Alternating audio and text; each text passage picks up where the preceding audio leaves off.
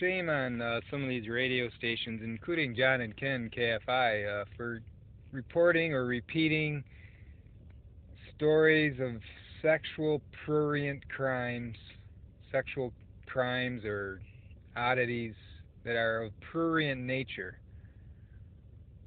You know, I mean, like for example, yesterday, March, August 15, 2017, John and Ken reported on the story of the guy who did some kind of sexual deviant thing with a fence.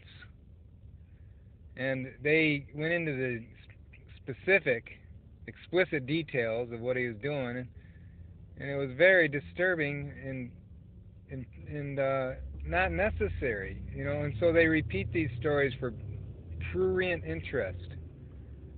Look that word up, folks, because that's what they're doing. And these are radio stations that like to purport that they're concerned about society and they're always reporting on things. And a lot of times they do report on things that are of good, significant interest in exposing some things. But they also periodically include these prurient stories that are just of no.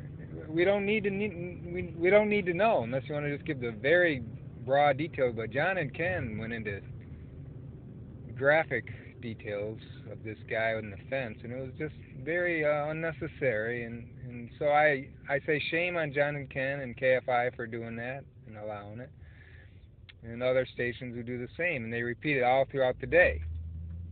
So shame on you. We don't need to do that. You don't need to do that, even though maybe a lot of people like to hear that stuff.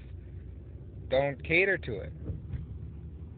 Don't encourage people to say, oh, that's so interesting or that's so terrible. Of course they're saying, oh, what a sicko pervert. But you're still catering to the prurient aspect of it.